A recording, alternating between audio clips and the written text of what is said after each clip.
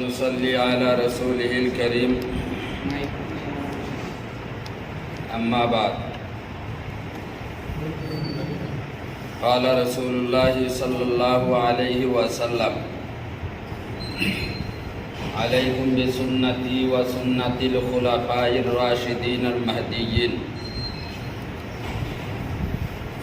মাননীয় সভাপতি সাহেব, উপস্থিত উলামায়ে কেরাম, মুরব্বিয়ানে আযম, যুবক ভাই বন্ধুগণ, আপনাদের সামনে রাসূলুল্লাহ সাল্লাল্লাহু আলাইহি সাল্লামের পবিত্র হাদিসের এক টুকরা পাঠ করছি। রাসূলুল্লাহ সাল্লাল্লাহু আলাইহি সাল্লাম বলছেন, আলাইকুম বিসুন্নতি ওয়া সুন্নাতিল খুলাফাইর রাশিদিন আল মাহদিয়্যিন। রাসূলুল্লাহ সাল্লাল্লাহু আলাইহি সাল্লাম কি বলছেন? কিয়ামত পর্যন্ত আনেওয়ালা উম্মতকে রাস্তার সঠিক বর্ণনা দিয়ে গেছেন যে তোমাদের উপরে জরুরি হইল আমার সুন্নতের উপরে আমল করা। রাসূলুল্লাহ সাল্লাল্লাহু আলাইহি সাল্লাম বলতেছেন তো যে আমার সুন্নতের উপরে আমল করা তোমাদের উপরে জরুরি।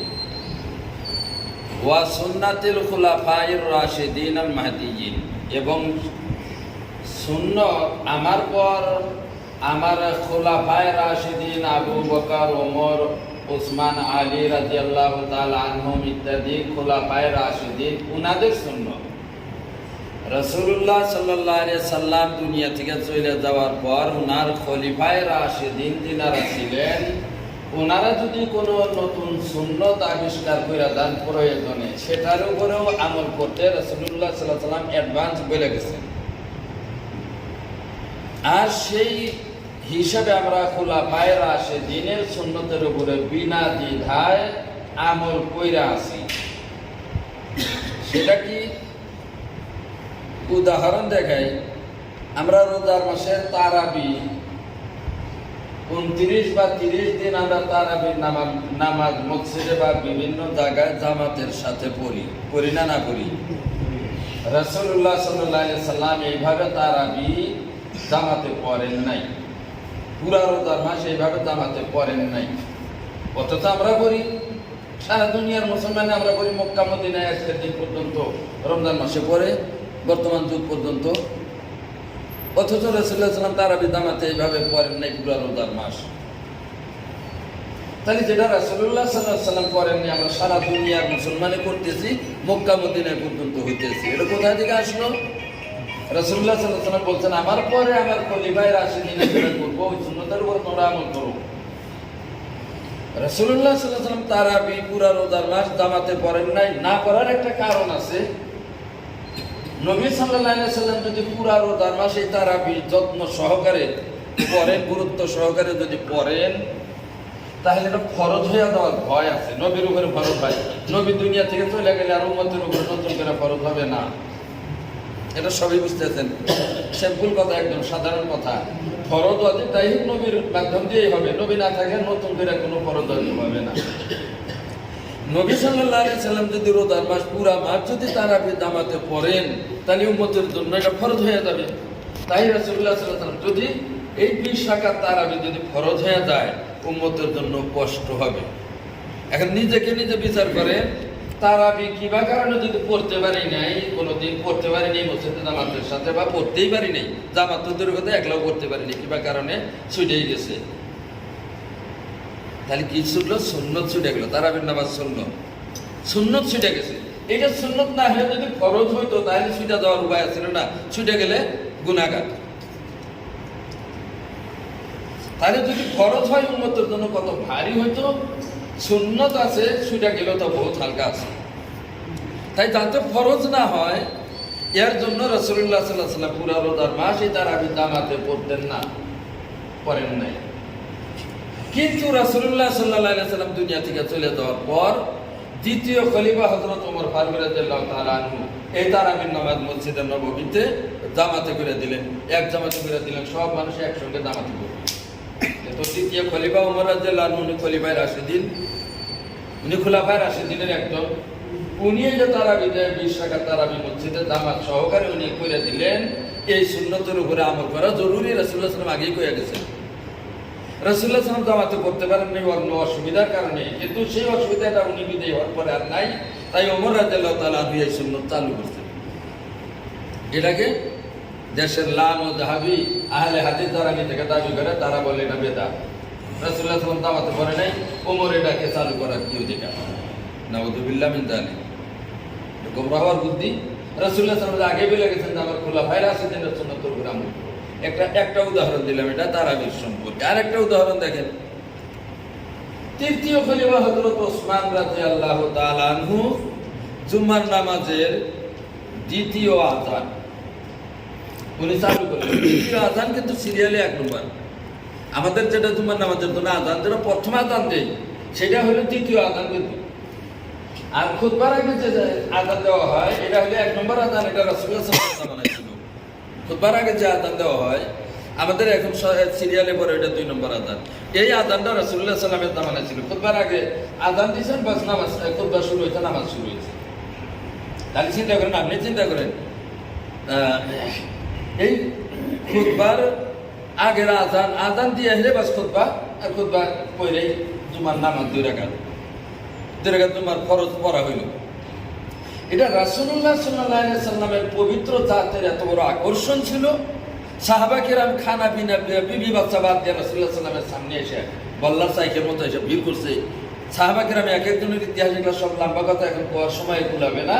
সাহাবা কিরাম এক একজনই কইছে যখন খিদা লাগছে, বাড়িতে খাবার কিছু নেই, খিদা লাগছে, কুলাইতে পারিনি, খিদায় তখন গেছি মসজিদে চলে। রাসূলুল্লাহ সাল্লাল্লাহু আলাইহি ওয়াসাল্লামের চেহারা দেখে খিদা ভুলে গেছে। বাড়িতে বিবি বাচ্চা দিকেও মন অত শান্তি হয় নাই, খিদা বলতে পারে নাই। মসজিদে রাসূলুল্লাহ সাল্লাল্লাহু আলাইহি ওয়াসাল্লামের চেহারা দেখে খিদা ভুলে গেছে, খিদা মনে থাকে নাই। তাই রাসূলুল্লাহ সাল্লাল্লাহু আলাইহি ওয়াসাল্লামের চেহারার দর্শনের মধ্যে কি আকর্ষণ ছিল। আচ্ছা, সেই সাহাবা কিরাম জুমার নামাজের জন্য আযান কখন হবে হোক তার বহুত আগে এসে ওনারা মসজিদে উপস্থিত। যখন মুসল্লি নামাজি তখন আগে এসে মসজিদে উপস্থিত। তো আযান হবে, খুতবা হবে, নামাজ হবে, কেউ নামাজের থেকে অনুপস্থিত নেই। মানে টাইম বড় অনেক আগে এসে রাসূলুল্লাহ সাল্লাল্লাহু আলাইহি ওয়াসাল্লামের চেহারা দেখার জন্য আগে থেকে বহুত অ্যাডভান্স এসে উপস্থিত হয়েই আছে। তাহলে আযান, খুতবা, নামাজ একবারে অল্প টাইমের ভিতরে, অসুবিধা নাই। মানুষ তো তার আগে উপস্থিত হয়ে রয়েছে। কিন্তু রাসূলুল্লাহ সাল্লাল্লাহু আলাইহি ওয়াসাল্লামের দুনিয়া থেকে চলে যাওয়ার পর 2.25 বছর খেলাফত ছিল আবু বকর সিদ্দিক রাদিয়াল্লাহু তাআলা আনহুর। তারপর ওমর ফারুক রাদিয়াল্লাহু তাআলা আনহুর খেলাফত ছিল 12 বছর। 2.25 বছর আর 12 বছর 14 বছর, তাই না? এই 14 বছরের পরে আসলো ওসমান গনি রাদিয়াল্লাহু তাআলা আনহুর খেলাফতের জামানা। ওসমান গনি রাদিয়াল্লাহু তাআলা আনহুর 14 বছর বা 15 বছর পরে ওসমান গনি রাদিয়াল্লাহু আনহুর খেলাফতের জামানায় ইতিমধ্যে ওমর ফারুক রাদিয়াল্লাহু তাআলা আনহুর 12 বছর খেলাফতের কালে দেশকে দেশ জয় হয়েছে, মুসলমানের পর্যায়ে এসে গেছে। মুসলমান যুদ্ধ করে দেশকে দেশ বিজয়ী করছে। আর মানুষ খালি মুসলমান হয়ে আছে, নতুন নতুন মানুষ মুসলমান হয়ে আছে। মুসলমানের সংখ্যা বাইরে গেছে। মদিনাতে রাসূলুল্লাহ সাল্লাল্লাহু আলাইহি ওয়াসাল্লামের জামানায় যা মুসলমানের সংখ্যা ছিল, এই 15 বছরের ভিতরে মুসলমানের সংখ্যা হয়ে গেছে। এদিকে সংখ্যায় বাড়ছে, আর ওদিকে সেই পাওয়ারি লাইট যেটা নবী সাল্লাল্লাহু আলাইহি ওয়াসাল্লামের জাত, উনি উপস্থিত নাই, উনি নাই। তাহলে এখন দুই দিক থেকে কম হয়েছে না নাই? এখন জুমার নামাজের জন্য ওসমান রাদিয়াল্লাহু তাআলা আনহু খলিফা, উনি দেখেন যে খুতবার আগে আযান দিয়েই খুতবা আর নামাজ, মানুষের জন্য সংখ্যা বাড়ছে। আর সেই আকর্ষণটা নাই, সুন্দরতা নাই, রাসূলুল্লাহ সাল্লাল্লাহু আলাইহি ওয়াসাল্লাম নাই। মানুষ আগে এসে বসে থাকবে রাসূলুল্লাহ সাল্লাল্লাহু আলাইহি ওয়াসাল্লামের চেহারা দেখার জন্য, সেটা নাই। সেটা দূরত্ব হয়ে গেছে। এখন মানুষ সংসার নিয়ে ব্যস্ত, কারবার নিয়ে ব্যস্ত, নামাজের জন্য আসতে দেরি হয়। এই আযান দিয়ে হেরে খুতবা আর নামাজ, বহুত মানুষ আইসা তোমার নামাজই পায় না, নামাজ বহুত হয়ে যায়। এই অসুবিধার সৃষ্টি হইল। ওসমান রাদিয়াল্লাহু তাআলা আনহু এই অসুবিধা দূর করার জন্য করলেন কি, আরো একটা নতুন আযান উনি সৃষ্টি করলেন। ওসমান রাদিয়াল্লাহু আনহু বলে খুতবার আগে যে আযান হবে এটা রাসূলুল্লাহ সাল্লাল্লাহু আলাইহি ওয়াসাল্লামের সময়ে ছিল। এর আধা ঘন্টা, 20 মিনিট, 25 মিনিট বা আধা ঘন্টা একটা এই সময়টা করতেছে, এটা আমাদের আইডিয়া করতেছি। ওনারা কত সময় আগে দিচ্ছে সেটা আলাদা কথা।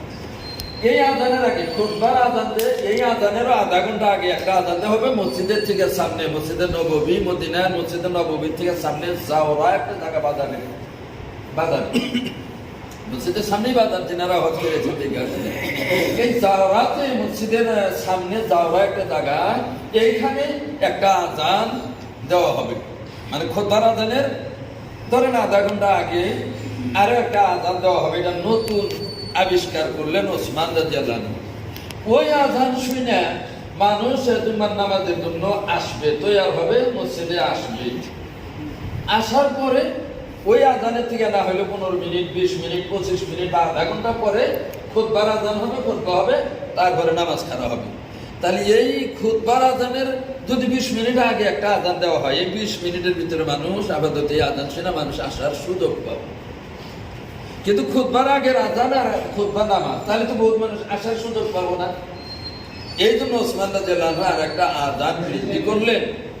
সেই আজান আমরা এখন জুমার নামাজের জন্য আমাদের দেশ সুন্দর আজান দুইটা দিই না দিই। এই আজানটা যেটা আমাদের সিরিয়ালে প্রথম আজান, এটা কিন্তু দ্বিতীয় নম্বরে এটা আবিষ্কার হয়েছে ওসমান রাদিয়াল্লাহু আনহু বানিয়েছেন এই আজানটাকে। কিন্তু সেই আজান এটা সুন্নাত, কারণ রাসূলুল্লাহ সাল্লাল্লাহু আলাইহি ওয়াসাল্লাম এটার কথা বলেই গেছেন, আলাইকুম বিসুন্নতি ওয়া সুন্নাতিল খুলাফায়ে রাশিদিনুল মাহদিয়িন। ওসমান রাদিয়াল্লাহু তাআলা আনহু কোরআন শরীফ এইভাবে লেখা গেছে। কোরআন শরীফ 7 কিরাআতে লেখা ছিল। এর সমস্ত কোরআন শরীফ 7 কিরাআতের কোরআন শরীফ সব একত্রে করে আবদ্ধ করে দিলেন, আর সব কিরাআত একসঙ্গে করে দিলেন। সব কিরাআতগুলো একসাথে করে দিলেন, একটা বানিয়ে দিলেন ওসমান রাদিয়াল্লাহু আনহু। এখন এই এক কিরাআতের মধ্যে, এক কোরআন শরীফের মধ্যে আপনি 7 কিরাআত করতে পারেন। এর একটু উদাহরণ না দিলে বুঝবেন না। কোরআন শরীফ যারা পড়া শিখছেন, জানেন, আরবি বোঝেন, কোরআন শরীফ থেকে পড়তে পারেন। দেখবেন কোরআন শরীফের মধ্যে আছে আলহামদুলিল্লাহি রাব্বিল আলামিন। এই যে আইনের উপরে খাড়া জবর আছে, খাড়া জবর দেখবেন সব কোরআন শরীফে। এই আইনের উপরে খাড়া জবর, এই খাড়া জবর সমান সমান আলিফ। খাড়া জবর আর আলিফ একই কথা, কিন্তু আপনি এই আইনের উপরে খাড়া জবর না দিয়ে আইনের সাথে আলিফ দিয়ে লেখা যায় নাই। কথা বুঝতেছেন? উচ্চারণ একই হবে ঘুরে ঘুরে, কিন্তু আপনি আইনের সাথে আলিফ দিয়া লেখা যায় নাই। কারণ এক কিরাআতে আল্লাহরা পরে 7 কিরাআতের এক কিরাআত আছে আলহামদুলিল্লাহি রাব্বিল আলামিন। আলামিন না আলামিন। যদি আপনি আইনের সাথে আলিফ দিয়ে লেখেন, তাহলে ওনারা এই কোরআন শরীফ পড়তে পারবে না। কোরআন শরীফ আলাদা করে সাজাইতে হবে। খাড়া জবর দিয়ে দিয়েছে, ওনারা খাড়া জবর না ফিরে সোজা জবর দিয়ে বলবো, আপনি খাড়া জবর দিয়ে পড়েন, আলিফের কাম তো আপনার খাড়া জবর হয়ে গেল। ওইরকম আছে মালিক ইয়াউমিদ্দিন, মিমের উপরে খাড়া জবর আছে, ওটা আপনি মিমের খাড়া জবর বদলে মিমের সাথে আলিফ দিয়ে লেখা যায় নাই। মালিক ইয়াউমিদ্দিন মিমের সাথে আলিফ দিয়ে লেখা যায় নাই। কারণ যাদের কিরাআতে আছে ওই কিরাআতে ওখানে মালিক ইয়াউমিদ্দিন, মালাকা ইয়াউমাদ্দিন, মুলকা ইয়াউমিদ্দিন, এটা কিরাআত আছে। তাহলে আপনি যদি মিমের সাথে আলিফ দেন আর মুলকা ইয়াউমিদ্দিন, তারা যাদের কিরাআত তারা করতে পারবো না। মিলকা ইয়াউমিদ্দিন, মিমের সাথে আর আলিফ দিয়েছে, কেমনে বলবো মিলকা? তাদের কোরআন শরীফ এটা অচল হয়ে যাবে, তারা আলাদা কোরআন শরীফ সাবান লাগবে। তাহলে কোরআন শরীফ হয়ে যাবে 7 প্রকারের। মুশকিল হবে না? আপনি বিদেশে যাই মসজিদে কোরআন শরীফ হাতে নিয়ে ওটা পড়তেই পারবেন। আপনি এক কোরআন শরীফ পড়ে, ও দেশে ওনাদের আরেক কোরআন শরীফ। যার কারণে ওসমান রাদিয়াল্লাহু তাআলা আনহু ভবিষ্যতে সমস্যা হবে, তাই সব কোরআন শরীফ 7 কিরাআতে এক করে আটকায় দিয়ে উনি এক কিরাআতের মধ্যে, এক ছাপার মধ্যে 7 কিরাআত উনি ঢুকিয়ে দিয়েছেন। আমরা সেই কোরআন শরীফ সারা দুনিয়ার মানুষ একই ছাপার কোরআন শরীফ পড়ি। আমরা সারা দুনিয়ার যেখানে জানি একই কোরআন শরীফ পাবো। এগুলা খালি উদাহরণ দিছি আমি। তো যাই হোক, তাহলে আমরা সুন্নতের উপরে আমল করা লাগে। রাসূলুল্লাহ সাল্লাল্লাহু আলাইহি ওয়াসাল্লামের সুন্নত আর ওনার খুলাফায়ে রাশিদিনের যেগুলো কইরা গেছেন সুন্নত, সেগুলোর উপরে আমল করি। যার কারণে আমরা জুম্মার আযান একটা আরো বেশি দেই, তারাবি আমরা জামাত করি, এগুলো আমরা সবাই আমল করতেছি। এর মধ্যে আমাদের কোনো বিতর্ক নাই, হয় না? না ভাই?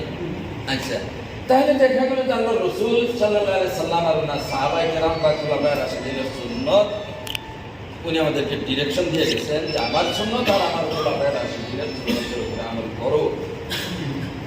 এর মধ্যে কোনো ভুল নাই ভাই। একটা কথা বলি, একটু হজম শক্তি ঠিক রাখেন, কথা বোঝার চেষ্টা করেন, পদ হজমই যাতে না হয়। হাদিস আমলের জন্য না, হাদিস আমলের জন্য না, হাদিস হলেও ইলমের জন্য। হাদিসের থেকে সুন্নত বাইর হয়ে আসে, আমলের তো নইলে সুন্নত। ওই যে মুফতি নূর মোহাম্মদ সাহেব বহুত বড় আলেম, এলেম আছে, আপনাদের জায়গায় সবসময় বেড়ায়, আপনারা মনে করেন সাধারণ মনে করেন, খুব বড় এলেমওয়ালা মানুষ, বহুত এলেম আছে। উনি ওনার বয়ানে বলে গেছে সুন্নত আর হাদিস আলাদা বস্তু। রাসূলুল্লাহ সাল্লাল্লাহু আলাইহি ওয়াসাল্লাম খাড়া হয়ে পেশাব করছেন, তাহলে কি খাড়া হয়ে পেশাব করা সুন্নত? হ্যাঁ, খাড়া হয়ে সুন্নত না তো। লামুযাহাবি যারা আহলে হাদিস, ওরা হাদিসের উপর আমল করে। আমি কয়েকদিন আগে আমার মোবাইলে লিখছি, হোয়াটসঅ্যাপে একটু লেখার অভ্যাস আছে, মাঝে মাঝে লিখি, সারিও গেল, ভাইরাল করিও গেল। কয়েকদিন আগেও লিখছি, কারণ মানে ঠেলা মেরে লেখা লাগে। ওরা যেগুলো লেখে ওগুলোর কাউন্টার না দিলেও বাইরে আমাদের মানুষ বিভ্রান্ত। ওদের কাছে হাদিস আমল করা লাগবে, হাদিসের উপরে আমল করা লাগবে। হাদিস যাবা আছে আছে বাস, ওটা আমল করা লাগবে। তো সব হয়ে গেছে না, স্ত্রীর সহবাসের পরে যদি বীর্যপাত না হয় গোসল ফরজ হবো না। ওদের তাই, ওদের মশলা তাই। ওদের আমাদের অনেক মানুষ অনেক সময় জিজ্ঞেস করে, হুজুর আহলে হাদিসদের একটা জায়গায় নামাজ পড়া জায়েজ আছে নাকি? ওদের একটা জায়েজ আছে নাকি? আমি ওদের জায়েজ নাই, কারণ ওরা স্বামী স্ত্রী সহবাস করছে, বীর্যপাত হয়নি, তাহলে ওদের গোসল ফরজ নেই, গোসলই করেনি। ওদের মশলাই এটা, তাহলে স্বামী স্ত্রী সহবাস করছে, গোসল করেনি, নামাজ পড়তে আছে, তাই যাবো আর পিছনে নামাজ। শব্দবিহীন গন্ধবিহীন যদি পাত দেয়, ওদের ওদের নষ্ট হয় না। শব্দ হয় নাই, গন্ধও হয় নাই, তাহলে ওদের নষ্ট হয় নাই। ওই রকম পাত দিয়ে যদি ওরা নামাজ পড়ে, ইমামতি করে, তাহলে ওর পিছনে আমার নামাজ আপনার নামাজ কেমন হবে? উদাহরণ বলছি। তো খাড়া হইয়া যদি রাসূলুল্লাহ সাল্লাল্লাহু আলাইহি ওয়াসাল্লাম জীবনে একবার খাড়া হইয়া পেশাব করছেন, তাহলে এটাই যদি আমল করার যোগ্য হয়, তাহলে আহলে হাদিসরা খাড়া হয়ে পেশাব করে কি? এই হাদিস মানে না কেন? আচ্ছা, এই হাদিস যদি মানে, নবী তো নারী পুরুষ সবের জন্যই নবী, খালি পুরুষের নবী না। নবী সাল্লাল্লাহু আলাইহি ওয়াসাল্লাম যদি খাড়া হয়ে পেশাব করছে, এটাই যদি আমল করা লাগে, আহলে হাদিসরা তাহলে খাড়া হয়ে পেশাব করে না কে? আর আচ্ছা, মানলাম ওরা খাড়া হয়ে পেশাব করলো, ওদের স্ত্রীরা কি করবো? খাড়া হয়ে পেশাব করবো। ওদের মহিলারা কি করবে? খাড়া হয়ে পেশাব করবে। ওদের মহিলারা যদি খাড়া হয়ে পেশাব করে, না শরীরের দ্বিতীয় খণ্ড গরম পানিতে গোসল হয়ে যাবো। এর দ্বারা কি বোঝা গেল? হাদিস আমল করার জন্য না। হাদিসের মধ্যে কিসিম আছে, হাদিস আছে জাল আছে, বানাই না হাদিস, বানাওয়ার হাদিস, জয়ীফ আছে, দুর্বল হাদিস, আর সূত্র দুর্বল। এটা সঠিক আছে না, না আছে সন্দেহ আছে। বিভিন্ন প্রকার আছে হাদিস, কিন্তু সুন্নতের মধ্যে জাল, জয়ীফ এগুলো কিছু নেই। সুন্নতি হাদিসের মধ্যে কি আছে? মনসুখ আছে, রহিত, বহুত হাদিস রহিত হয়ে গেছে, ক্যান্সেল হয়ে গেছে। ওটা খালি পড়া হয়, ওটার উপরে আমল নাই। কিন্তু সুন্নতের এবার নাই যে সুন্নতে রহিত হয়েছে, মনসুখ হয়েছে, সুন্নতের মধ্যে এবার নাই। সুন্নত অনলি আমলের জন্য, মাত্র আমলের জন্য। তো যাই হোক, আমার এই কথাটি পাতনি, আমার কথাটি ভূমিকা, আমার আলোচনার ভূমিকা। তো সারাংশ বুঝলেন যে আমরা আমল করা লাগবো সুন্নতের উপরে, তাই না? সুন্নতের উপরে আমল, যার সুন্নতের উপরে আমল থাকবে তার ফরজ ওয়াজিবের চিন্তা থাকবে না। ভাই সুন্নত বলতে কি? সুন্নত বলতে খালি সুন্নত নামাজ না, জীবনের কদমে কদমে সুন্নত আছে, জীবনের পায়ে পায়ে সুন্নত আছে। মসজিদে ঢোকার সুন্নত, মসজিদ থেকে বাইরে হওয়ার সুন্নত, লেট্রিনে ঢোকার সুন্নত, বাইরে হওয়ার সুন্নত, পাঞ্জাবি, গেঞ্জি, লুঙ্গি, পায়জামা, এগুলো পেন্ডার সুন্নত, পাগড়ি বাঁধার সুন্নত, পাগড়ি খোলার সুন্নত, মেসওয়াক করার সুন্নত। আমরা মেসওয়াক করার সুন্নত আমরা সবাই জানি, মেসওয়াক সবই করি, কিন্তু মেসওয়াক ধরার সুন্নত, মেসওয়াক যে করবো, মেসওয়াক ধরার সুন্নত আছে, সেটা কিন্তু অনেকে জানি না। মেসওয়াক সুন্নত এটা জানি, আমল করি, মেসওয়াক ধরার সুন্নত জানি না। কথা প্রসঙ্গে বলছি, এই কানি নৈকার বুড়ি নই মেসওয়াকের তলে থাকে, মাঝের 3টা আঙ্গুলি মেসওয়াকের উপরে থাকবে, দেখছেন? এখন ডাইন দিক থেকে বিসমিল্লাহ কে শুরু, দেখলে মেসওয়াক করার সুন্নত বলছি। এরকম জীবনে কদমে কদমে সুন্নত আছে, সীমাহীন সুন্নত আছে। একজন মুমিনের আমনা সামনা দেখা হলে একটু হাসি মুখে তার সঙ্গে সালাম দিয়ে কথা বলেন, একটা সুন্নত। এরকম সুন্নত ছাড়া কিছু নাই। এই সমস্ত সুন্নত যদি আমরা খুঁটা খুঁটা বাইসা বেছে নিয়ে যদি আমল করতে পারি, তাহলে আমাদের জন্য হেদায়েত মোকাম্মল, পরিপূর্ণ হেদায়েত আমরা পাবো। নতুন ভাই দোস্ত বুঝুন, মূল কথাটাতে এখন আইসি। আমাদের এই যে গলপাড়া এতিমখানার অধ্যক্ষ জনাব মাননীয় মুফতি সাহাদুদ্দিন কাসেমি সাহেব, বহুত বড় জবরদস্ত আলিম আল্লাহর মুফতি, আমাদের সম্মুখে আছেন। আল্লাহ ওনার হায়াত দ্বারা ইজ্জত বলন্দ করুক, আমরা দোয়া করি, তাই না? ওনাকে আমরা আমাদের সামনে দেখলেও আমাদের অনেক ভালো লাগে, মনটা শান্তি হয়। আচ্ছা, বলতে সাদুদ্দিন সাহেব এক জায়গায় বলতেন, ওনার সাথে আমার বহুত প্রোগ্রাম হয় অনেক জায়গায়, তো আপনারা যেরকম দাওয়াত করছেন ওনার গ্রুপে অনেক সময় পড়ি। এক জায়গায় উনি বলছেন কথাটা আমাদের জন্য দামি কথা, ভাই খানা খাওয়ার সুন্নত তরিকা আছে। খানা খাওয়ার আগে বিসমিল্লাহ পড়া লাগে, বিসমিল্লাহ ওয়া আলা বারাকাতিল্লাহ পড়া লাগে না? একজনে বিসমিল্লাহ পড়া ভুলে গেছে, খানা আরম্ভ করে দিয়েছে, মাঝখানে যা মনে হয়েছে বা দু এক নলা খাওয়ার পরে, দু এক লোক খাওয়ার পরে বা আরো কিছু পরে মাঝে যাই হোক মনে হয়েছে শুরু তো বিসমিল্লাহ করি নেই, তাহলে কি করা লাগবে? বলে বিসমিল্লাহে আউয়ালাহু ওয়া আখিরাহু, খানার আউয়াল থেকে আখের পর্যন্ত বিসমিল্লাহ। এটাও তো হাদিসে আছে। তাহলে যে নবীজি সাল্লাল্লাহু আলাইহি সাল্লাম কেউ যদি ভুলে শুরুতে বিসমিল্লাহ পড়ে নাই, মাঝে যা মনে হয় কি করা লাগবে, এই মানে সুন্নতে গায়ের মক্কাদা, এটা জরুরি না, যদি না করে গুনাহগার হবে না, সুন্নতে গায়ের মক্কাদা। কিন্তু তথাপি এটাও বাতায় দিয়ে গেছেন যে নবী সাল্লাল্লাহু আলাইহি সাল্লাম শুরুতে বিসমিল্লাহ ভুলে গেছে, মাঝে মনে হলে কি করবে? বলে বিসমিল্লাহে আউয়ালাহু ওয়া আখিরাহু। এত ছোট জিনিস তাও বাতায় দিয়ে গেছে। তাহলে ইয়ার বহুত বড় বড় জিনিস যেগুলা যদি করণীয় হয়, করা জরুরি হয়, সেটা রাসূলুল্লাহ সাল্লাল্লাহু আলাইহি ওয়াসাল্লাম না বাতায়, ছোট্ট জিনিস বাতায় গেছে আর বড় জিনিস বাতার নেই, এটা হইতে পারে কোনোদিন? সুইটা বাতায় দিয়ে একজনের হাতের কথা কিছুই কর নেই, এটা কি সম্ভব? সম্ভব হয় না। আচ্ছা, আশা করি বুঝতেছেন, বোঝা কঠিন হয় নাই। তো কি বলতেছিলাম, তাহলে উদাহরণস্বরূপ একটু তো মানে খারাপ পায় না, তার মানে কিছু আলিম উলামা পিছনে আছে, একটু বেয়াদবি হয়, তো আপনারা একটু পাইছে আলিম উলামায়ে কেরাম সামনে আসে, একটু সামনে আসেন, মুফতি সাহেব সামনে আসেন, উলামায়ে কেরাম সামনে আসেন, জি মামা সাহেব উলামায়ে কেরাম সামনে আসেন। আসছে, অল্প অল্প পাইছেন না, অল্প সামান্য, উঠেন না বসার থেকে অল্প পাইছেন, অল্প পাইছেই হবে। মামা সাহেব আগে এসেন, আগে আছে, এই যে এসেন, মামা সাহেব আগে এসেন, আচ্ছা আলী সাহেব আগে এসেন, মুফতি সাহেব আগে এসেন। সামান্য কেউ যেন খারাপ পান না, বেয়াদবি আলিম মানুষের কাছে বসে আছে। আগে আমরা সবসময় আগে দেই, আগে দেই, তাহলে দেখি সংখ্যাটা আগে দেওয়া হবে, তাই না? মামা সাহেব আগে এসেন। আচ্ছা আচ্ছা, সময় নষ্ট না করে কথা দিকে ধ্যান দেন। কি বলতেছিলাম, তাহলে ভাই হইতে কথা না, শুরু তো বিসমিল্লাহ ভুলে গেছি, মাঝে কি করা লাগবে ওইটাও কয়ে দিছে। তাহলে আমাদের জীবনে আত্মীয় স্বজন মারা গেছে, বাপ মারা গেছে, মা মারা গেছে, কলিজার টুকরা ছেলে মেয়ে মারা গেছে, জীবনের এটা বহুত বড় জিনিস, তাই না? এগুলো ভুলার জিনিস না। আমারও ছেলে মারা গেছে, 7 বছর বার হলো, 7.5 বছর হয়, বড় ছেলেটাই মারা গেছে, 27 বারে হামিদ হয়েছিল। তো ওটা বুঝতে পারি, যাদের মরছে তারা বুঝতে পারে, বাকি দেন দেখি কবরে যাওয়ার আগ পর্যন্ত ভুলার না, এটা ভুলার উপায় নেই।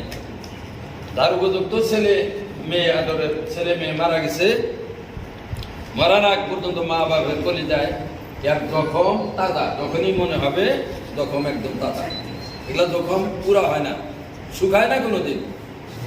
আচ্ছা, বলার উদ্দেশ্য হলো ভাই, তো নিজের এরকম আপন জন মারা গেছে, কলিজার টুকরা মারা গেছে, তার জন্য মজলিস করা লাগবে, এটা কত বড় গুরুত্বপূর্ণ জিনিস। একটা মজলিস করতে আমাদের আজকের বাজারে একবারে সস্তা হলে লাখ টাকার মধ্যে তো কথাই নেই। একবার গরিব মানুষরা যদি কোনো রকম আয়োজন করার পাক্কা নিয়ত করে 30-40 হাজারে শেষ করবো, দেখবেন যে লাখ টাকার কমে পারবো না। আর যারা একটু আর্থিক সচ্ছল আছেন তিনারা তো কয়েক লাখ যাবে। তো এত বড় জিনিস রাসূলুল্লাহ সাল্লাল্লাহু আলাইহি ওয়াসাল্লাম এবং সাহাবা কেরাম কিছু কয়ে দেন নাই উম্মত, এটা হইতে পারে? মাঝখানে বিসমিল্লাহর পরিবর্তে কি করা লাগবে সেটা কইয়া গেছেন, এত বড় জিনিস কইয়া গেলেন না, কইরা আমল দেখাইয়া গেলেন না, এটা কি জিনিস? এর রহস্যটা কি? আলোচ্য বিষয়ের একটা জিনিস আপনাদের সামনে টান দিছি, আমরা ফয়সালা দিবা চাই না। আমি আমার ব্যক্তিগত মুফতি সাহেব আছে, উনি উনার ক্যাপাসিটি কি বলেন উনি বলবেন, আমি আমার ক্যাপাসিটি বলতেছি। আমি এটা তামজারি জায়েজ না জায়েজ কিছু আছে, কিন্তু এতটুকু আপনাদেরকে ধারণা দিতে চাই, রাসূলুল্লাহ সাল্লাল্লাহু আলাইহি সাল্লাম বাইচা থাকতে উনার ফুফু মারা গেছেন, উনার কি কয় চাচা মারা গেছেন, হামজা রাদিয়াল্লাহু আনহু সাইয়্যিদুশ শুহাদা। তারপর উনার ছেলে মারা গেছেন, উনার মেয়ে 3 জন মারা গেছেন। রাসূলুল্লাহ সাল্লামের ইন্তেকালের আগেই 3 বেটি মারা গেছে, একজন খালি ফাতেমা জিন্দা ছিলেন, জীবিত ছিলেন। রাসূলুল্লাহ সাল্লামের 6 মাস পরে ফাতেমা ইন্তেকাল হয়। রাসূলুল্লাহ সাল্লামের জীবিত থাকা অবস্থায় উনার 3 বেটি মারা গেছেন, চাচা মারা গেছেন, ফুফু মারা গেছেন, আরো কত আত্মীয় মারা গেছেন। দেখান রাসূলুল্লাহ সাল্লাম উনার কোনো আত্মীয় মরার কারণে 303,000 না, 3 জন মানুষকে একত্রে আয়োজিত ভাবে দাওয়াত করে খিলাইছে।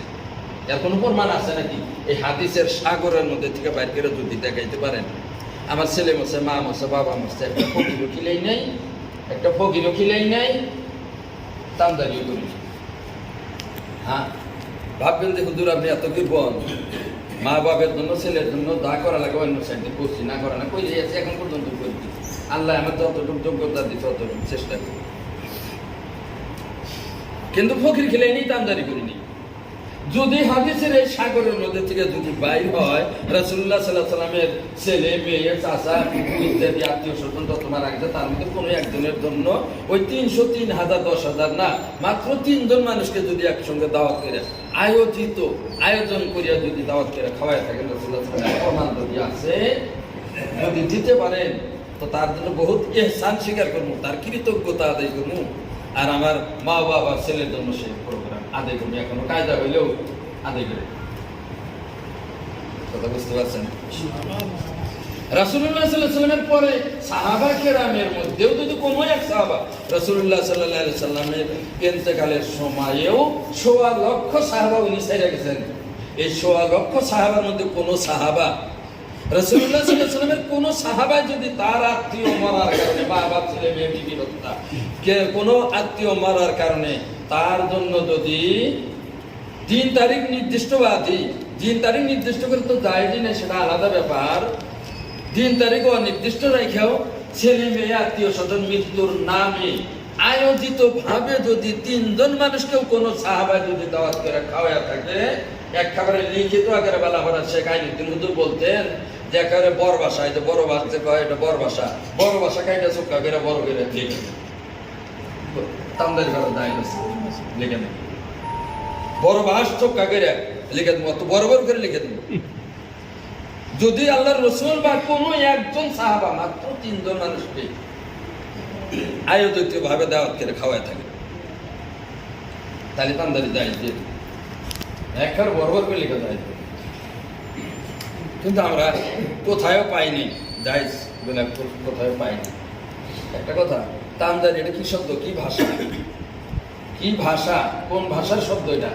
তামদারি বাংলা, অসমীয়া, ইংরাজি, হিন্দি, যে কোনো ডিকশনারি তালাশ করেন পাবেন না, ইনশাল্লাহ গ্যারান্টি আছে।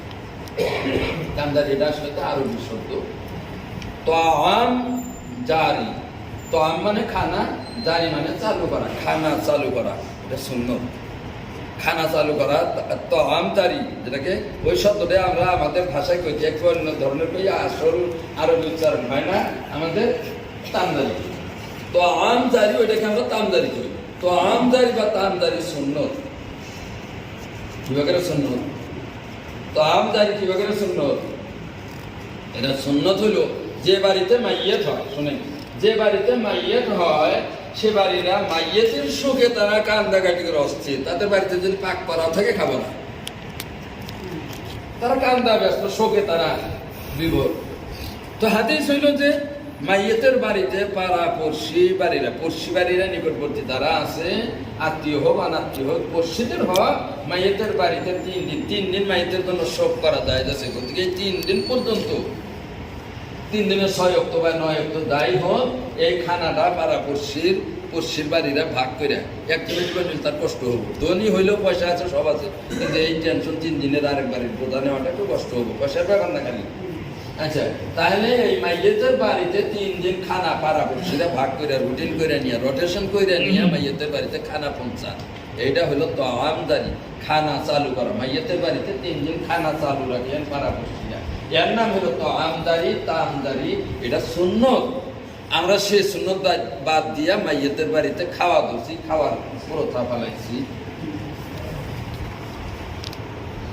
দাওয়াত যেটা মাইয়াতের বাড়িতে, মাইয়াতের জন্য যেটা দাওয়াতের আয়োজন করা হয়, আমরা যে দাওয়াত খাই বা খিলাই ও সম্পর্কে কিতাবে লেখছে। আমি একটু নোট করে আনছি সামান্য আপনাদের সামনে, কিতাবের পৃষ্ঠাগুলো যাতে কইতে পারি এই জন্য সুবিধা হবে। মাইয়াত উপলক্ষে দাওয়াতের আয়োজন করা শরীয়তে দুরুস্ত নহে। আন্নাহু শুরিয়া ফিস সুরুরে লা ফিস শুরুরে। দাওয়াতের তরিকাটা হলো পদ্ধতিটা হলো আনন্দের সময়ে দাওয়াত, শোকের সময় কোনো দাওয়াত হতে পারে না। তো মাইয়াত ওখানে মাইয়াত উপলক্ষে এটা হলো শোক, ওখানে দাওয়াত খাওয়ার আয়োজন কি করে হতে পারে? মাইয়াতের নামে আজকে শোনেন, আমি আমাকে দিয়েই কই আপনাদের সামনে উপস্থাপন করি। ছেলে মারা গেছে আমার 7.5 বছর আগে, কিন্তু তার জখম অন্তরের ভিতরে এখনো তাজা। এই 7.5 বছর পরে যদি ছেলের নামে যদি তামদারি করবার ধরি, এই তামদারি হলে একটা আমোদ, আত্মীয় স্বজন, গ্রামবাসী, পাড়াপড়শি, সমাজবাসী কতজন আসবে। দাওয়াত মানে আমোদ হবো, একটা খুশিবাসী হলাম। এদিকে আমার অন্তরে আগুন জ্বলতেছে, ছেলের জন্য আজকে আয়োজন করতেছি। দিলের ভিতরে আমার হলো ছেলের শোক, আর এদিকে মানুষের সাথে হাসা লাগে। এটা কি মিল খায় কথাটা? এখানে তাই লিখছে দাওয়াত হইল খুশির ব্যাপার, আর শোকের ব্যাপার না। শোক উপলক্ষে কোনো দাওয়াত হইতে পারে না, সুখ আনন্দর উপলক্ষে দাওয়াত হতে পারে। আচ্ছা, এটা এই যে পড়লাম আন্নাহু শুরিয়া ফিস সুরুরে লা ফিস শুরুরে, এটা হলো রদ্দুল মুহতার আলা দুরুল মুখতার, প্রথম খণ্ড 603 পৃষ্ঠা, কিতাবুস সালাত। মতলব ফি কারাহিয়াতে জিয়াবাত মিন আহলিল মাইয়িত। মাইয়িতের বাড়িতে দাওয়াত আয়োজন বা দাওয়াত খাওয়া এর একটা বাব আছে, এর একটা চ্যাপ্টার আছে, ওইখানে লিখছে এই কথাটা। ফতুয়া স্বামীর মধ্যে লিখছে। আর ফতুয়া স্বামী হলো ফতুয়ার কিতাবের মধ্যে সবচেয়ে বড় কিতাব। কথা বুঝছেন? এগুলো তো সব আমরা বসছি না, আমরা বসছি, এখানে ধর অন্য কোনো ফেরকা নাই। না হলে যে অন্য ফেরকার সাথে তখন আমাদের বহস হয়, মোনাজারা হয়, বিতর্ক তর্ক জলসা হয়। ওখানে মাঝে মাঝে আমাদের কিছু মানুষ কয় আর কি, ফতুয়ার স্বামী মানে সব ফতুয়ার ভাতা। হাসির কথা আর কি। আসলে শাম দেশের মানুষের লেখছে, ওই জন্য ওইটার দিকে নিষ্পত করে আর নাম হলো স্বামী। আর এটা মুফতিয়ানা ক্লাসে পড়া হয়, মৌলানা পাস পর্যন্ত ওই কিতাব পড়ে না, পড়ানো হয় না। মুফতিয়ানা ক্লাসে এই কিতাব পড়া হয়, ফতুয়ার স্বামী। ওই কিতাব এটা লেখছে, ওই ফতুয়ার কিতাবটার মধ্যে এটা লেখছে। আচ্ছা, আরেকটা হলো মাইয়াতের জন্য কোরআন খতমের দাওয়াত শরীয়ত মধ্যে দুরুস্ত নহে। আমি নোট করে আনছি, এই যে বাংলা করতেছি এটা আমার ভাষা, ওই কিতাবে হাওয়ালা যেটা আছে ওইটার ভাব অর্থটা আমার ভাষায় হেডলাইন লিখছি। এই যে মাইয়াতের জন্য কোরআন খতমের দাওয়াত শরীয়ত মধ্যে দুরুস্ত নহে, এর জন্য ওয়াকরাহু ইত্তিখাদুত তাআম, কিতাবে থেকে পড়তেছি, ওয়াকরাহু ইত্তিখাদুত তাআমি ওয়া ইত্তিখাদুত দাওয়াতি বিকিরাতিল কুরআনি ওয়া জামউস সুলাহাই ওয়াল কুরআই লিল খতমি। আর মাকরুহ হইল, মাকরুহ মানে মাকরুহ তাহরিমা, মানে যেটা না জায়েজ, হারামের নিকটবর্তী।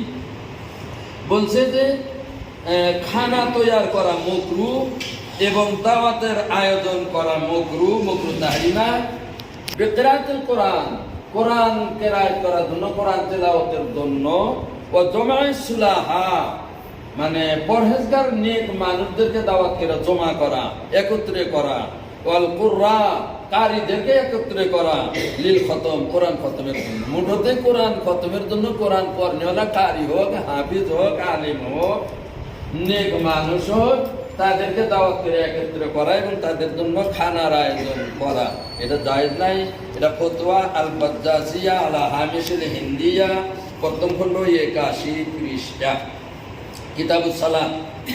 এরপরে লিখছেন কালা তাজুস শরিয়াতে ফি শরহিল হিদায়া, হেদায়ার শয়ারার মধ্যে লিখছেন ইন্নাল কুরআনা বিল উজরাতি লা ইস্তাহিক্কুস সাওয়াবা লা লিল মাইয়িতি ওয়া লা লিল কারি। কোরআন পড়া উজরত নিয়া, ভাড়া নিয়া, বিনিময় নিয়া। উজরত মানে আজুরা, পারিশ্রমিক, বিনিময় নিয়া কোরআন শরীফ পড়া, লা ইস্তাহিক্কুস সাওয়াব, যারা পড়বে তারা নিজেরাই কোনো নেকি পাবে না, ওই কোরআন পড়নেওয়ালারা নেকি পাবে না। যেহেতু বিনিময়ের আশা করছে, খানা আজকে ভালো হবে, হ্যাঁ, চা নাস্তা, তারপরে জহর বাদে খানা তো মজবুত দিবে, তাই না? তারপরে কিন্তু হাতিয়া দেওয়ারও কিছু প্রচলন আছে, এদিকে পয়সারও কিছু হাতিয়া দিব না নাই, না হলে তো 50 টাকা 100 টাকা দিব, এগুলার কিছু মনের ভিতরে খটকা থাকে আর এগুলা দেয়। তাহলে এই যে খানা আর কিছু হাতিয়া পয়সা যদি দেয়, এগুলা সব মিলে কোরআন তা তেলাওয়াত করলাম, তার বিনিময় হয়ে গেল গা। এই বিনিময়ে কোরআন তেলাওয়াত করলে, কোরআন তেলাওয়াতটা হলো একটা ইবাদত, একবারে সহজ ইবাদত এটা। আর এই ইবাদতের বিনিময় নিলে পরে ওটা ওই ইবাদতের সওয়াব থাকে না। বাবুরে 2 রাকাত নফল নামাজ পড়লাম, এর বিনিময় দেন 50 টাকা, দিবেন কেউ? আর এই টাকার বিনিময়ের আশায় যদি নফল নামাজ 2 রাকাত করছি, পর দেখেন আপনারা এইটা করতে দেন, এই 2 রাকাত নামাজ যেটা নফল করছি এর কোনো সওয়াব পাবো কি? টাকার আশায় যদি নফল নামাজ করি এটা সওয়াব পাবো না। এরকম কোরআন তেলাওয়াত করছি খানা এবং পয়সার বিনিময়ে, তাহলে এর সওয়াব হবে না, সওয়াবের যোগ্য হবে না পড়নেওয়ালা। লালিল মাইয়াতে, মাইয়াতের জন্য না সওয়াব হবে না, ওয়া লালিল কারি, আর পড়নেওয়ালা যে কারি কোরআন পড়নেওয়ালা তারও কোনো সওয়াব হবে না। ওয়াকালাল আইনি ফি শারিল হিদায়া ওয়া ইমনাউল কারি লিদ-দুনিয়া, আর দুনিয়ার জন্য অর্থাৎ বিনিময়ের জন্য, দুনিয়ার আর্থিক বিনিময়ের জন্য খানা টাকা ইত্যাদি বিনিময়ের লোভে যে কোরআন পড়ে তাকে বাধা দেওয়া হবে, কইরই না, তাকে বাধা দেওয়া হবে, এটা কইরো না। আল আখিদু ওয়াল মুতি আসমানি, এই কোরআন খতম কইরা যে খাইলো আর পয়সা নিল, আর যে খিলাইলো আর পয়সা দিল, উভয়জন গুনাহগার। আল আখিদু ওয়াল মুতি আসমানি, লেনেওয়ালা দেনেওয়ালা দুইজন গুনাহগার। তো দুইজন আপনি দাওয়াত করে খিলাইলেন আর কোরআন খতম করাইলেন, আপনিও গুনাহগার, আর যারা পড়লো খাইলো তারাও গুনাহগার, দুইজনে গুনাহগার। খতম কইরা মাইয়াতের জন্য হাত দিলা, দোয়া করে দিলাম, মাইয়াতে কি পাবো? পাইলে বেশি থেকে বেশি যা গুনাহ দুইজনে কামাই করলাম, এই না পাবো মাইয়াতে। মাইয়াত কবরের মধ্যে দাফরাই মরবো, আর আমরা এদিকে খুশি যে আমার মাইয়াতে তোর কোরআন খতম করে দিচ্ছে। মাইয়াত কোথায় পার হয়ে গেছে জান্নাতে, মাইয়াত কবরের মধ্যে দাফরাইতে গেলে হায় রে কি সর্বনাশ, আমার জন্য এত টাকা পয়সা খরচ করলো কিছুই পাইলাম না, উল্টা আরো গুনাহ। না যদি মানেন, যদি এই যে কথা হলে কই দিয়েছি, যদি না মানেন কইরা দান, আপনাদের সামনে আমরা বাধা দিব না, বল প্রয়োগ করবো না, কইরা দান, কিন্তু মরার পরে কিন্তু এটি পাবেন, কবরে দাফরাবেন, তখন কেবেন হুজুররা বলছিল কিন্তু মানি নাই, বাপ দাদা মানছি, হুজুর করে এটা মানি নাই। অথচ যা পড়তেছি পড়ে বুঝাইতেছি, এটা আমার না আপনাদের, এটা আমার কিছুই না, আপনাদের সবে, আপনাদের যতখানি আমার অতখানি, কথা বুঝতেছেন? তাতে যদি মনে মানা ভালো লাগে মানবেন, মানা ভালো না লাগে না মানবেন, আমরা কিছু করার নাই। এই যে বললাম যে বিনিময় নিয়ে পড়লে পড়াইলে দুইজন গুনাহগার, এটা কোথায় আছে?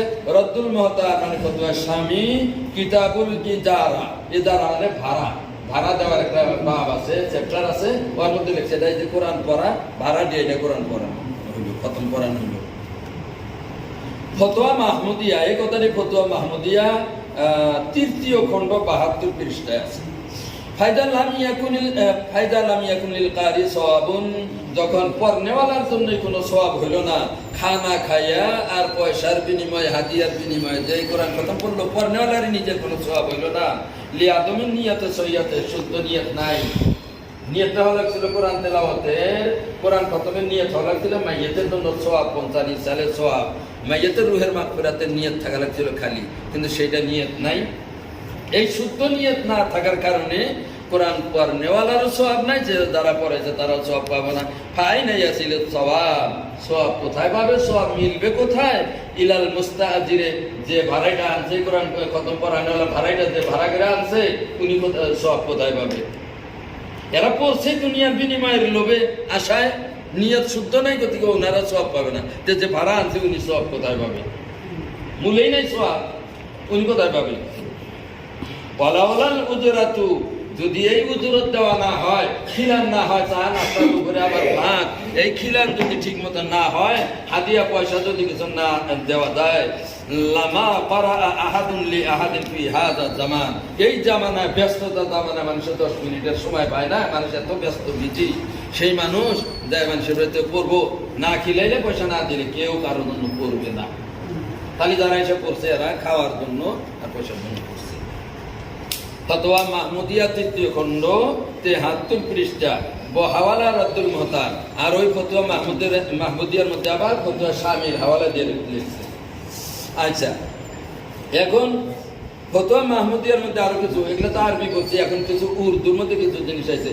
আর মাইয়েত তো খানে কা সোয়াব পৌঁছানা হো, মাইয়েতকে যে তামদারি, যেটা মাইয়েতকে যদি খানা পৌঁছালে, ওটা এতক্ষণ বললাম কোরআন খতমের বিষয়টা নিয়ে।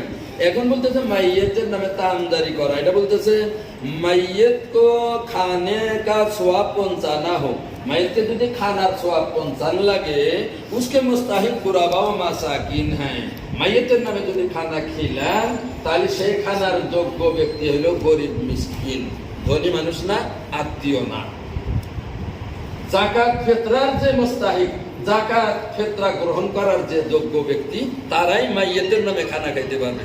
এখন আপনারা বিচার করেন, দানদারি যখন করবেন, গরিবের শতকরা 5 জন গরিব ভাগে করতে পারে, আর সব নিজের ধনী আত্মীয় স্বজন, গ্রামের সমাজের যেগুলা ধনী ধনী মানুষ, বাইসা বেচা তো বড় বড় দেওয়াই না, এটা বলতে হ্যাঁ, ধনী মানুষে খায়, শতকরা 5 জন কি যেন গরিবের মধ্যে ভাগ পায়, আর শতকরা 95 জন ধনী খায়। আর ধনীর জন্য মাইয়েতের নামের খানা ধনীর জন্য দায় নাই। জাকাত ধনী ব্যক্তিকে জাকাত দেয়, যদি হবে জাকাত আদায় হবে না। আচ্ছা, তো বলতেছে जहाँ तक हो सके उसमें इख्फा चाहिए।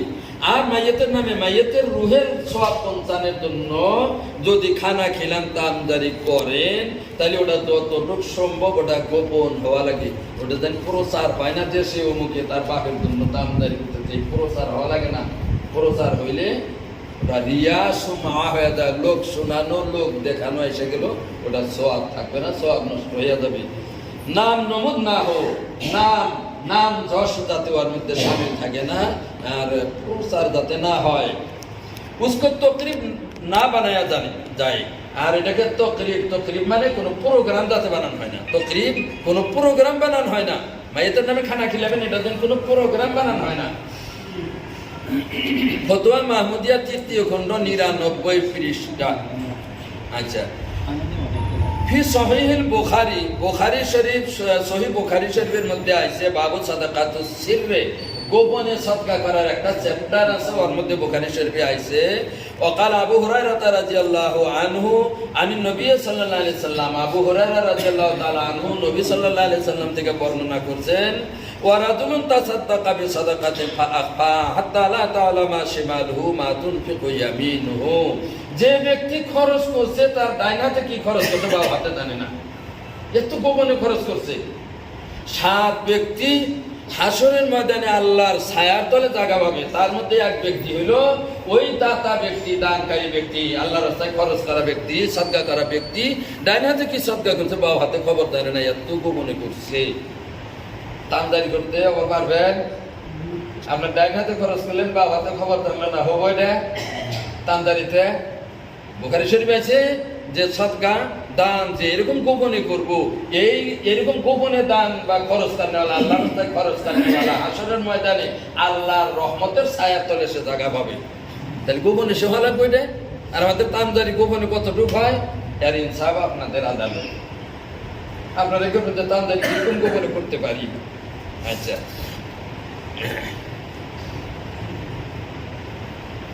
وقوله تعالى, আল্লাহ তাআলা বলছেন ইন তুবদুস সাদাকাতি ফানি'ম্মা হিয়া ওয়া ইন তুখফুহা ওয়া তু'তুহাল ফুকারা ফাহুয়া খায়রুল লাকুম ওয়া ইউকাফিরু আনকুম সাইয়্যাতিকুম আল্লাহু বিমা তা'মালুনা খাবীর।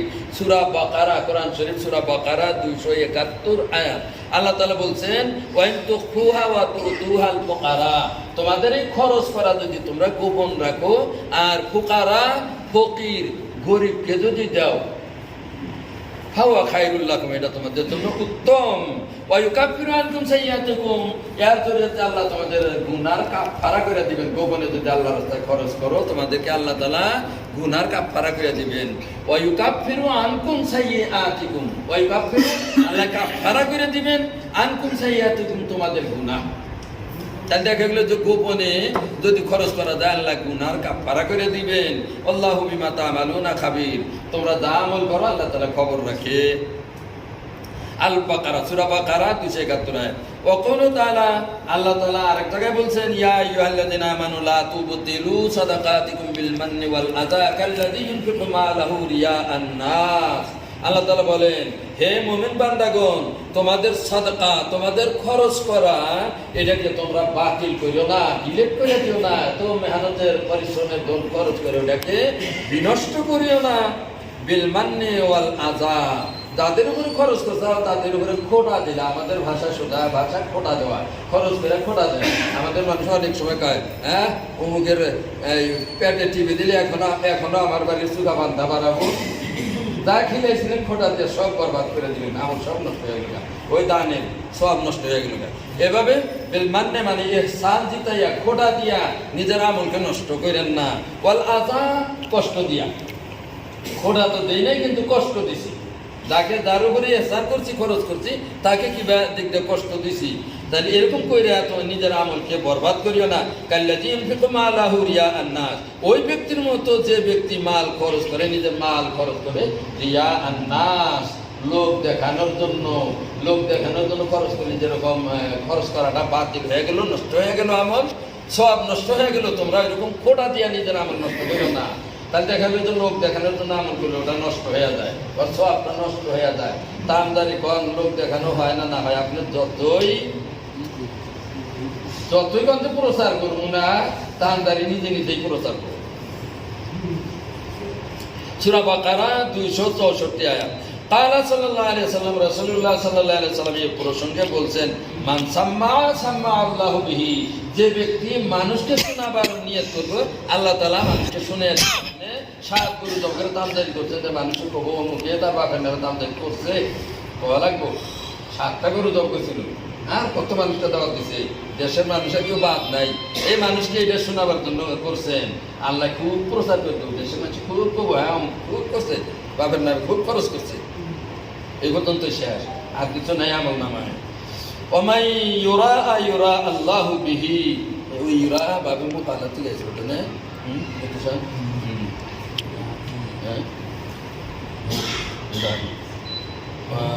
ওমাই ইউরা আল্লাহু বিহি, হ্যাঁ। আর যে ব্যক্তি লোক দেখানোর জন্য করবে, যে মানুষকে শোনাবার জন্য করবে, তো ওটা শোনায় দেবার লাগে।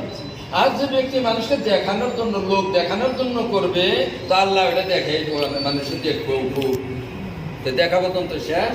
আর আমল নামায় দেয়া সাদা পৃষ্ঠায় কিছু নেই। তাহলে কি লাভ হলো? বুখারী শরীফ 2য় খণ্ড 962 পৃষ্ঠা। ফতুয়া মাহমুদিয়া, এই একই কথা ফতুয়া মাহমুদিয়ার মধ্যে আছে 3য় খণ্ড 99 পৃষ্ঠা। আরেকটা জিনিস, আন উসমান ইবনে আফফান রাদিয়াল্লাহু আনহু قال كان النبي صلى الله عليه وسلم اذا فرغ من دفن الميت وقف عليه।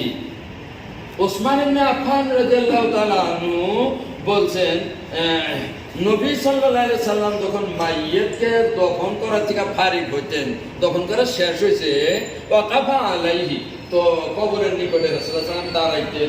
আপনাদের আলোচ্য বিষয়ের মধ্যে ওই যে গোম করা একটা লেখছেন, ওই সাবজেক্টের উপরে এটা নোট করছি আমি। তো গোম করা আসলে আমাদের দেশে এখন তো নাই, খুব কম আছে। তাও আমার লাইফে আমি 2-4 জায়গায় পাইছিলাম গোম করা। যেভাবে গোম করা হয়, ওই গোম করা হাদিসে কোরআনের কোথায়ও নাই। মাইকে মাটি দিয়ে আসা, 40 কদম দূরে আসা, সব পয়সা মাথা নিশা করে ভাষা যদি একটা আইসে, ওইটার বাস্তবতার উপরে, কিন্তু আপনারা হয়তো অনেকে খারাপ পাবেন, গতিকে কইলাম না, ভাষাটা কই না। ওই ভাষাটা কইলে কিন্তু বাস্তব রূপটা বোঝার জন্য সহজ হতো। ওই গোমটা কিভাবে করে মাইছে, ভগুলের নাগালে করে বসে, এই সময় খারাপ পান না। যদি খারাপ লাগে তাহলে মাছ চাইলাম, তাহলে কিন্তু বোঝার জন্য গেছি আর কি। মায়ের মাটি দেশে 40 কদম দূরে আসে, আমি দেখছি আর কি। আপনাদের এখানে অবাক করেন না, না করেন না, আমি 2-1 জায়গায় দেখছি, এইটার হিসাবে কইলাম। আপনাদের এখানে অবাক নাও হইতে পারে, এই জায়গায় আমি দেখিনি, আপনাদের এই এলাকায় আমি দেখিনি। তো গতিকে আমার ভাষাটা কি জানি অতিরিক্ত হবার পারে, গতিকে মাফ করবেন। তো এই মায়ের মাটি দিয়ে আসা 40 কদম দূরে আসা, সব ঘা চুকে চোখ মিলতে মায়ের জন্য গোম করতে আছে। এই গোম কি গোম? এটা গোম মাইয়েতের জন্য 3 দিন শোক করা যায় আছে। এই শোকটা কি জিনিস কিভাবে করা লাগবে সেটা আগে বোঝা লাগবে, তাহলে সে এই গমটা তার থেকে আলাদা হবো, ফেরত হবো, এই গম যে যায় না এটা বুঝতে পারবে। এই 3 দিনের শোক আইনে যদি এই গমের মধ্যে মিলান, ওই হাদিস আইনে যদি এখানে মিলান, তাহলে মিলবো না, বুঝতে এক হবো না। ব্যক্তিগত মৌতের চিন্তাটা করে যে আমি বলতে পারি মনে হবে, সেই জন্য তো গম মানে প্রত্যেকের একটা যাতে মৃত্যুর একটা আবহাওয়া ভেতরে ঢোকে, এই তো গম। আচ্ছা, আমারও কি জানি এই আমারও আসানে করে সেইটো সেই গম করে অন্য কোনো না। সেটাই ঠিক আছে, মুরব্বী চাচা যেটা বলছেন কথা ঠিক আছে, কিন্তু সেটাই ওইভাবে করা লাগবে যেটা আল্লাহ রসুল সাল্লাল্লাহু আলাইহি ওয়াসাল্লাম এবং সাহাবা থেকে বর্ণিত আছে, যেটা চলে আসে মাটি দিয়া আল্লাহ রাসূল তো গম করে এই দোয়া করে কইছে। আচ্ছা ঠিক আছে, কি বলতেছিলাম? শোক, শুনেন শোক করা মাইয়েতের জন্য 3 দিন শোক করা জায়েজ আছে, জায়েজ না করলে গুনাহ হবে না। মাইয়েতের জন্য শুনেন গো, মাইয়েতের জন্য 3 দিন শোক করা জায়েজ আছে, না করলে গুনাহ হবে না। জায়েজের অর্থ যেটা করা না করা সমান, করলেও গুনাহ নাই, করলেও নেকি নাই, না করলেও গুনাহ নাই, না করলেও নেকি নেই, তাকে জায়েজ কয়। কথা বলছেন? আজকে দুপুরের ভাত খাওয়া জায়েজ আছে, আমার নর্মাল অবস্থায় আজকে দুপুরের ভাত খানা খাওয়া জায়েজ আছে, খাইলাম না গুনাহ হবো না, খাইলাম তো নেকি হবো না, এর নাম হলো জায়েজ। যা সব সাইড এক সমান, করলেও নেকি নাই, না করলেও নেকি নাই, করলেও গুনাহ নাই, না করলেও গুনাহ নাই, এর নাম কয় জায়েজ। তো এই যে 3 দিন শোক করা জায়েজ আছে, মাইয়াতের জন্য 3 দিন শোক করা জায়েজ আছে। যদি শোক করেন, না করলেও জায়েজ আছে, কিন্তু যদি শোক করেন সেটা কি এই 3 দিনের মধ্যে কোনো আমোদের প্রোগ্রাম করবেন না, এটা শোক। আচ্ছা, কিন্তু স্ত্রীর যদি স্বামী মারা যায় তার জন্য 4 মাস 10 দিন শোক করা ওয়াজিব, ওটা জায়েজ না, ওখানে ওয়াজিব করতেই হবে, না করলে গুনাহগার। একদিনে যদি কম করে 4 মাস 10 দিনে তাকে 9 দিন করে 4 একদিন করে নাই, গুনাহগার হবে, ওয়াজিব তরক হয়ে যাবে, ওয়াজিব ছিটা যাবে। স্ত্রীর স্বামীর হক স্ত্রীর উপরে এত 4 মাস 10 দিন, আবার সেটাও আবার ওয়াজিব। এই যে শোক করা, স্ত্রী স্বামীর জন্য শোক করবে, স্ত্রী মেহেন্দি লাগাইতে পারবে না, কোনো কালার লাগাইতে পারবে না, সাজ সজ্জা চুনো পাউডার এগুলা লাগাইতে পারবে না, খুশবু লাগাইতে পারবে না, সাজ সজ্জা যেগুলো আছে এগুলা একটাও করতে পারবে না। স্বামী যে বাড়িতে মারা গেছে ওই বাড়িতেই স্ত্রী থাকা লাগবে 4 মাস 10 দিন, বিনা কারণে ইমার্জেন্সি কারণ ছাড়া এই বাড়ির বাইরে যায় কোথায় যাইতে পারবে না, কোথায় রাত থাকতে পারবে না। এটা হলো স্ত্রী শোক, এগুলা শোক। কিন্তু সেই শোক এনে যদি মাইয়াতে দহন করার পরে যে 5-10 মিনিট মাথা নিচে করে বসে ওইটাকে শোক মনে করি, এটা না বসবি, ওটা 3 দিনটা টাইম, 5 মিনিট বসলাম, তাহলে কই মিলল? তো মাইয়াতের নামে গম করা যেটা আমাদের দেশের প্রচলন, এইভাবে কোরআন হাদিসে এইভাবে নাই। আছে কি যেটা আমাদের ফায়দা হবে সেটা আমরা করব না, যেটা ধর আমাদের কোনো ফায়দা নেই, বরঞ্চ কিছু গুনাহ হওয়ার সম্ভাবনা আছে, সেইটা নিয়ে আমাদের সেটা আমরা করি। মাইয়াত দফন করার শেষে এই দুইটাই কইছে এখানে আছে, ওইটা ইজা ফারাগা মিন দফনিল মাইয়িত ওয়াকাফা আলাইহি রাসূলুল্লাহ সাল্লাল্লাহু আলাইহি ওয়াসাল্লাম যখন মাইয়িতকে দফন করে শেষ করতেন তো মাইয়িতের নিকটে খাড়া হতেন, ওয়াকাফা আলাইহি তার কবরের নিকটে অবস্থান করতেন, খাড়া হতেন, ফাকালা আর বলতেন ইস্তাগফিরু লিআখিকুম, তোমাদের এই ভাই মৃত্যু ব্যক্তিতে ভাই মুমিন ভাই ঈমানওয়ালা ভাই মাইয়ের কবরে আছে, এর জন্য তোমরা আল্লাহর কাছে ইস্তেগফার করো, আল্লাহর কাছে মাফ চাও, ওয়াসআলু লাহু বিত্তাসবিহ এর কাছে আল্লাহর কাছে সওয়াল করো, মাঙ্গো, এই জানি মুনকির নকির ফেরেশতার সওয়ালের জবাবে সাবিত কদম দৃঢ় থাকতে পারে, বিচলিত না হয়, সওয়ালের জবাব যাতে ভুল না দেয়, শুদ্ধ জবাব যাতে দিতে পারে। দুনিয়ার জিন্দেগিতে যেরকম ইমানের উপরে আসলো সেই ইমানের উপরে যাতে ওখানে টিকা থাকতে পারে সওয়ালের জবাবে, এটা দোয়া করো। কারণ এই মাইয়াতকে এখন দফন করা শেষ হয়েছে, এখন ওনাকে ফেরেশতারা সওয়াল জবাব করবে। আচ্ছা, আবু দাউদ শরীফ কিতাবুল জানাইজ, আচ্ছা এই কথাটা বলতেছিলাম, এই হাদিস আসলো, আরো আইছে, আরো বিভিন্ন হাদিসে পাওয়া যায়, আমাদের দেশে ওটা প্রচলন নাই। মেলা দিন আমারও মনে আসছিল না, এই পড়ার মানে পড়ছি, আর মনে আসছে না, আর দেশেও প্রচলন নাই, আমিও ভুলে গেছি। ওই আপনাদের মতোই আমিও করছি, পাবলিকের মতোই। পরে যখন আমার এটা সামনে পড়লো তখনকার থেকে আমার পরিবর্তন করছি। মাইয়ের দফন করার পরে সুন্নত হইল মাইয়াতকে দফন করার পর আমরা কি করি? কিছুই জানি না, আইলা যাইলা বাবার রাজা কেমন তার মনে যেমন ওইরকম করি আমাদের অবস্থা। মায়ের দফন করে যে আমরা খাড়া হয়ে যে কবর জিয়ারত করি, কি করি? হাত বান্ধা খারাপ হয়, ওখানে হাত বান্ধা যায় নাই। আচ্ছা দেখে নতুন কোনো বস্তু আনি না, থাই গোটা নতুন বেড়াকম তো পড়তে গেছে, পরে যাই না নেবেন, কারো এটা জানবার দরকার হবে। হাত বান্ধা একমাত্র আল্লাহর সামনে, অকৌমুলিল্লাহি কানিতিন, নামাজের মধ্যে হাত বান্ধা আল্লাহর জন্য। এই হাত বান্ধা আল্লাহর ছাড়া আর কোথায় হবে না। যাই হোক, মাইয়াতের দফন করার পরে কবরের হিতানে দাঁড়াইয়া সূরা বাকারা আলিফ লাম মিম যালিকাল কিতাবু লা রাইবা ফীহি এখান থেকে নিয়ে মুফলিহুন পর্যন্ত মাইয়াতের হিতানে পড়া, এটা রাসূলুল্লাহ সাল্লাল্লাহু আলাইহি ওয়াসাল্লাম সাহাবা কেরাম এটা পড়তেন। পড়ে আবার কবরের পৈতানের দিকে পায়ের দিকে আইসা সূরা বাকারার আমানার রাসূল থেকে নিয়ে শেষ পর্যন্ত এটা পড়া সুন্নাত। ভাই কোম্পানির যেটা মার্কা মারা মাল ওইটা হচ্ছে অরিজিনাল মাল, ওর গ্যারান্টি আছে, ওটা খারাপ হলে কোথায় বলো কিনা তাই না? না, আর যদি মাল কিনতে আপনি ডুপ্লিকেট কিনছেন, ওর গ্যারান্টি আছে।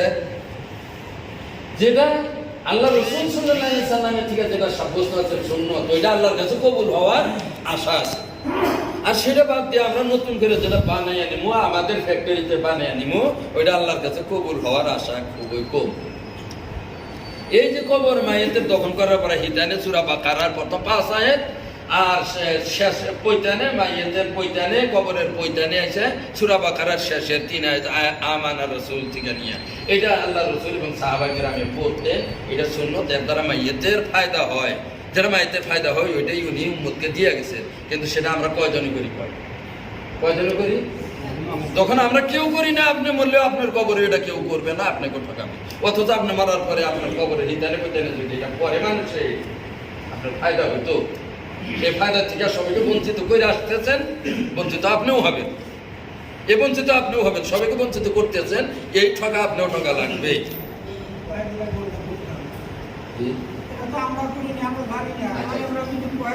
আচ্ছা, আজকে বললাম আলেমরা কয়া দিত, ওইটা বাদ দেন। আজকে বললাম আজকে থেকে মানার চেষ্টা করেন, তাও বহুত কাম হবে। আচ্ছা করে এটা না, আলহামদুলিল্লাহ।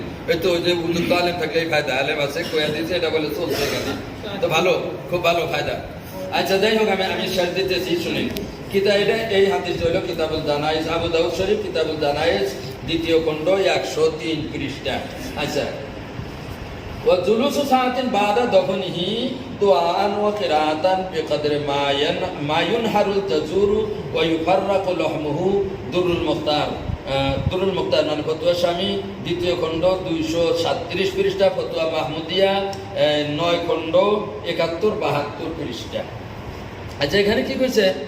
মাইয়াতকে দফন করার পরে কবরের নিকটে মানুষ থাকা, মাইয়াতের যে বেশি মহব্বতের মানুষ, যারা মাইয়াতের মহব্বতের মানুষ, বন্ধু বান্ধব হোক, নিজের ছেলে হোক, বাপ হোক, ভাই হোক, তাদের সাথে সম্পর্ক বেশি, যাদের সাথে মনের মিল বেশি, বিশেষ করে এগুলা মানুষ কবরের নিকটে মানুষ দফন করার পরে, মাইয়াতকে দফন করার পরে এই মাইয়াতের আপন মানুষ, মহব্বতের মানুষ কবরের নিকটে অত সময় থাকা, যত সময় একটা উট জবাহ করে, কোটা বাছা করে, মাংস টুকরা টুকরা করে, মাংস কাঁচা মাংস বিতরণ করে শেষ দেওয়া যায়, এত সময় কবরের নিকটে থাকা, এটা সুন্নাত।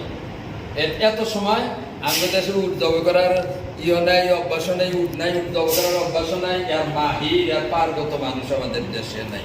কিন্তু আরব দেশে এটা কিতাবে লিখছে, অনুমান পাওয়া গেছে, আসরের নামাজ পড়ে উট জবাহ করলে মাগরিবের আগেই কোটা বাছা করে মাংস বিতরণ করে শেষ। তাহলে 1.5 ঘন্টার সময়, আসরের পরে 1.5 ঘন্টার সময় থাকে, 1.5 ঘন্টার মধ্যে আরবের মানুষ উট জবাহ করে কোটা বাছা করে মাংস বিতরণ করে শেষ। এত সময় মোটামুটি 1-1.5 ঘন্টার সময় মাইয়াতের নিকটে, কবরের নিকটে নিয়ে ওনার আত্মীয় বা পরিচিত মানুষগুলো ওখানে থাকা লাগে। তাহলে কি হয়? মাইয়াত কবরের থেকে একটু তার সাহস হয় যে আমার বগলে এই মানুষগুলো আছে, আমার আপন মানুষ, আমার ছেলে আছে, আমার বাপ আছে, আমার ভাই আছে, আমার বন্ধু আছে, আছে বগলে, তার একটু সাহস হয়। কথা বলছে, তাহলে এই কবরের অন্ধকারে জীবনের প্রথমে এরকম একা হচ্ছে, আর এরকম অন্ধকারে পড়ছে, মানুষ ঘাবড়াইয়া যায়, সবকিছু চালান থাকে সত্ত্বেও ভয় খেয়ে যাবো, কিন্তু নিকটে কবরের আশেপাশে নিজের আপন জন থাকলে মায়েতে একটু সাহস পায়। তাহলে দফন করার পরে আমরা মায়েদের বগলে কেউ থাকি না, সরে আসি। থাকা লাগে। তো যাই হোক, বিষয়বস্তুগুলা পড়ায় কয়েকটা এর মধ্যে আনছি আমি। হ্যাঁ, আর একটা জিনিস হলে আর মধ্যে নোট করি নাই, কি নোট করবো? কোরআন হাদিসের কিছুই নাই, জিরো, ওখানে গোল্লা। এটা কি? কবরের চার কানিতে চারটা খুঁটি পোতা, এটা জায়েজ আছে না নাই, এটা একটা প্রশ্ন আছে, আলোচ্য বিষয় আছে। এটা আল্লাহ রসুল সাল্লাল্লাহু আলাইহি সাল্লাম, সাহাবা কেরামের কেউ, তাবিঈন, তাবিঈন, আইম্মায়ে মুজতাহিদিন, আমরা চারটা মুযহাবের ইমাম আছে, ফিকহি মুযহাব চারটা আছে, আবু হানিফা, ইমাম শাফিঈ, ইমাম মালিক, ইমাম আহমদ ইবনে হাম্বল, চারটা মুযহাব আছে। চার মুযহাবের কোন ইমামে এটা চার কবরের চার কোণে চার খুঁটি, চার কুল করে গাড়ে নাই, আর কোনো প্রমাণ কোনো কিতাবে নাই, একবারে জীবন। আমরা পীর মুরিদি লাইনে, তাসাউফ ও সুলুকের লাইনে আমরা চারটা তরিকা চিশতিয়া, কাদরিয়া, নকশবন্দিয়া, সাহারওয়ার্দিয়া, চারটা তরিকা। পীর মুরিদি লাইনে চারটা তরিকা আছে। চার তরিকার যে চারজন ইমাম, এই চারজন ইমাম এই আমল করে নাই, কবরের চার কোণে চার কুলের চার খুঁটি গাড়া, এটা কেউ গাড়ে নাই। গতিকে যেটা গাড়েই নাই, এর কোনো প্রমাণ কিতাবে গাড়া না গাড়ার কোনো প্রমাণই নেই। তাহলে বোঝা গেল যে আল্লাহ রসুল সাল্লাল্লাহু আলাইহি ওয়াসাল্লাম সাহাবা কেরামি করে নাই, পরের ইমাম বলেও করে নাই। যেটা সবে করে নাই, এটা আমরা বললে আর কবে সুন্নত হবে? এটা সুন্নত হওয়ার কোনো উপায় আছে? উপায় নাই। সুন্নত হবে না, মুস্তাহাবও হবে না, বরঞ্চ এটা যদি দ্বীনের কোনো অংশ, জানাজার কোনো অংশ, কবরের কোনো অংশ মনে করি, তাহলে তো না জায়েজই হবে। আর যদি অন্য কোনো ফায়দা বলে খুঁটি দিলাম বেড়া দিবার জন্য, তাহলে ওটা বেড়ার খুঁটি হইল, বেড়ার খুঁটি দেওয়ার আমি কে বাধা দিব? তাহলে আবার ওর মধ্যে চার কুল লাগবে, চার কুলের তো দরকার নেই, বেড়ার খুঁটি দেওয়ার জন্য চার কুলের দরকার নেই। এগুলো ধরা বান্ধা কতগুলো নিয়ম করে এগুলা করা, এগুলা কোরআন হাদিসের কোথায় পাওয়া যায় না, এগুলা কোথায় থেকে আমাদের কাছে আসছে, হ্যাঁ, নদীটা ভাইসা আইছে আর এটা টেনে তুলে আনছি। তো যাই হোক, বিষয়বস্তু পড়ায় বোধ হয় সব করে আলোচ্য বিষয় এসে গেছে। আমার বয়নের মধ্যে সময়ও অনেক বেশি হয়ে গেছে। হ্যাঁ, খালি একটা আছে, কোনটা? জি,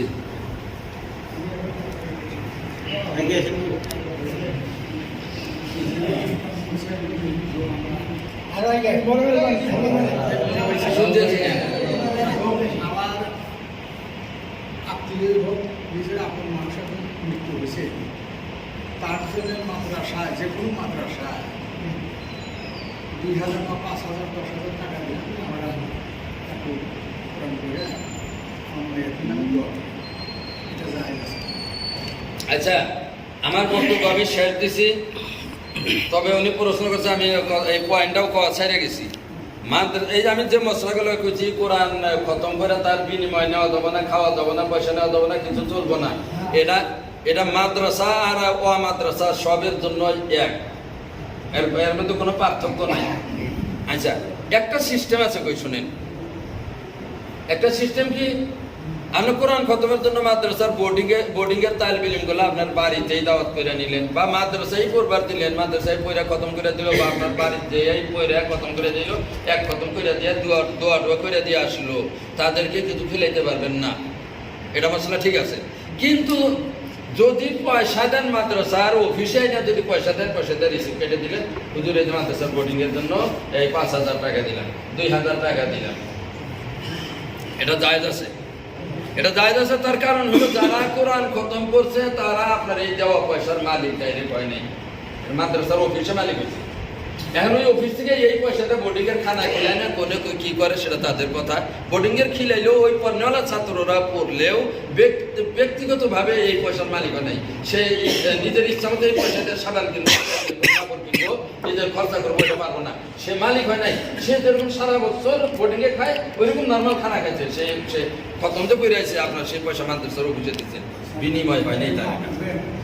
আমাদের দেশে দেখা যায় যে মানুষের আল্লাহ যে কথা বললেন এনারাও বলে, কিন্তু সেটা নেওয়ার পর আমরা সেটা খানা তৈরি করে আমরা খায়, বা কোনটা দিন হোটেলে যায় ওই পয়সা দিয়া দোয়া করার পরে হোটেলে যাও খানা খায়। আমরা নিজে চোখে দেখছি, নিষেধ করে ঠিক, কিন্তু খাওয়াটা ওনারাই নিষেধ করে, ওনারাই। আচ্ছা, ঠিক আছে। এখন আমার বক্তব্য এই পর্যন্ত শেষ দিলাম। একটা বিষয়বস্তু রয়ে গেছে, মুসলিমের বারে হয়েছে মিলাদ কিয়াম। সবটি আমি কয়ে শেষ দেবো, সময় বেশি হইতেছে, সময় কুলাবে না। যেহেতু গল্প করার আমাদের মুফতি হুজুর আছেন, ওনার জন্য মিলাদ কি আমাও থাকলো আরো আমি যা বলছি বিশ্বাস সবগুলোর উপরে উনি যা বলা লাগে উনি ওনার জন্য ছেড়ে দিলাম মাশাআল্লাহ বহুত সুন্দর ভালো ভালো কথা বলছেন। এখানে একটু খকাজা লাগছে। প্রথম নম্বর কথা আসি যে ইসালের সব বা মায়ের পকেট স্কিম ফেলানোর জন্য আল্লাহ নবী থেকে সাহাবাইকা প্রথম 3 নম্বর 2 এখানে হয় নাকি এটা শুনতে পান এটা বক্তব্য প্রমাণ দেওয়া পরে কেউ তাহলে কি বড় বাস প্রমাণটা লিখে দিন। এখন আস্তে আস্তে বায়ান আস্তে আস্তে দেখা গেল যে কিছু কিছু করে আসতেছে, তাই না? বায়ান দেখা গেল যে আসতে কিছু কিছু করে আসতেছে। এই কথাটা আমি মুফতি সাহেবের দৃষ্টিগোচর করলাম। আমাদের মুখ্য অতিথি মুফতি সাহেব আছে, ওনার আমি তো বড় হয়নি না, আমি আমার মুফতি সাহেবের দৃষ্টিগোচর করলাম। আশা করি উনি কথাটা কি চিন্তা করে কবে কি কথা আমার জানা মতো রাখেন, আমার জানা মতো আমিও দপ্তরে গেলে ফটোয় সামনে হাওলা দিছে খাতার তো আমি আলা বাইতের মাইয়ের এই 3টা ফকিরা যা লিখছে সব 3 দিনের ভিতরে ফকিরা ফুকাহারা যা লিখছে এই 3 দিনের ভিতরে বক্তব্য থাকে, 3 দিনের পরে বক্তব্য থাকে না। এবং আমি ফয়সালা করি না, আমার এটা জানা কথা আমি কইলাম, আমি মুফতি সাহেবের দৃষ্টি আকর্ষণ করলাম।